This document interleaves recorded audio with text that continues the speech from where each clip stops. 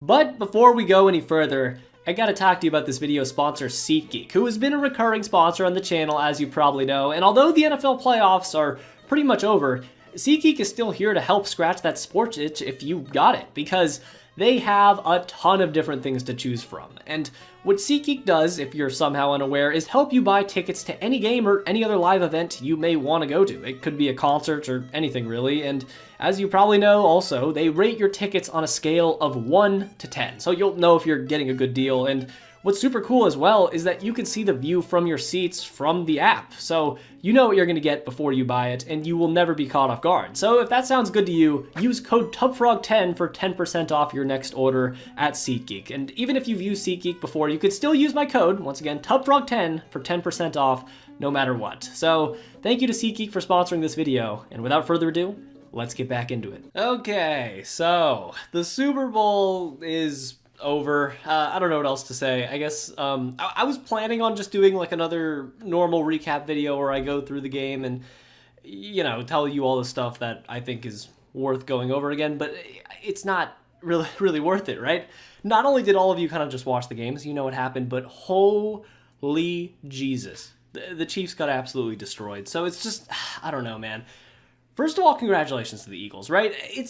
I don't know. There was something about that whole Super Bowl post thing where Nick Sirianni was getting interviewed where I was just like, man, I was really wrong. And then so many people were wrong about Nick Sirianni too, dude. I mean, can we just talk about how insane this was from last season, how the Eagles evolved this much? I mean, we can't forget that last year, this was a team that was dead.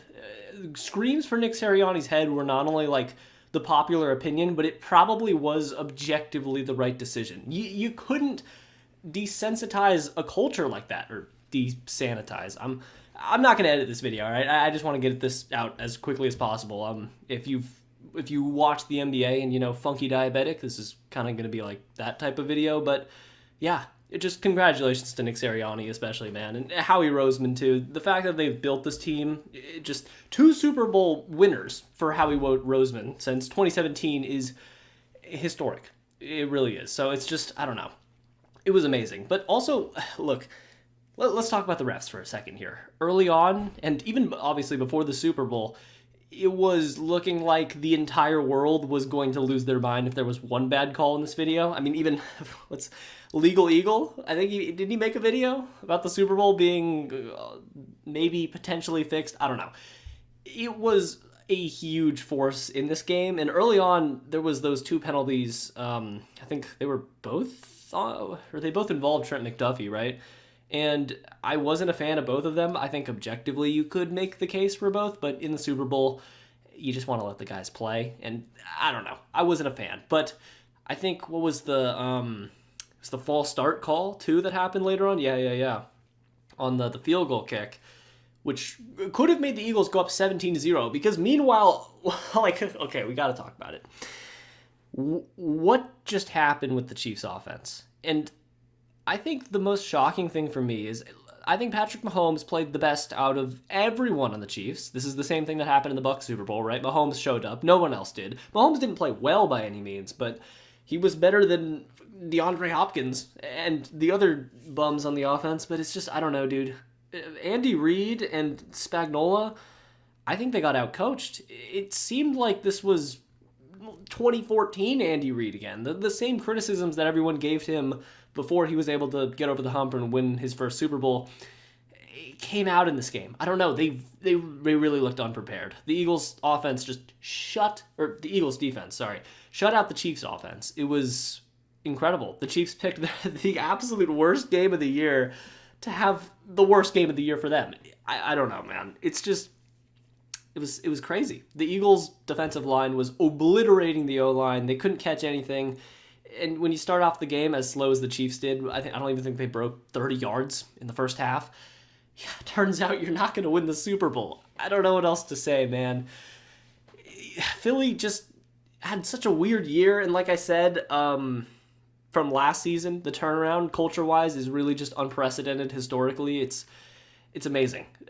I vividly remember, because last year I was so fascinated with the Eagles. I just love looking at teams that are collapsing. It's really fun, and it's just like the way that the people in the Philadelphia media, sports media, talked about the Eagles after they lost to the Bucks. They looked done. They looked like they didn't want to be fans anymore. Everyone was like, there was no way to get out of this other than restart. Nick Sirianni has lost the locker room. The culture's ruined. Jalen Hurts hates him. There's no salvaging the situation, but they ran it back. Obviously, Saquon brought things to a whole nother level. Zach Bond, craziest story of the year, too, damn near. It was just amazing. And meanwhile, it's just like the Chiefs' entire season was basically being held together by nothing. They were like a house of cards all year long, right?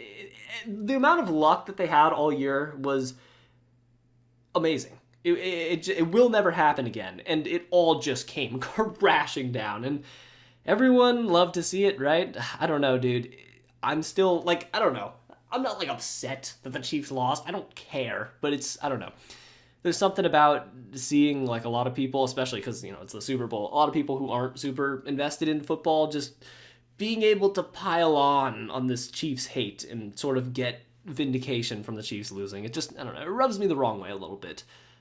Maybe I'm biased, but who cares? The Chiefs just got absolutely beat down, and if you want to jump on the bandwagon, go for it. They deserve it. But Mahomes, man, I don't know.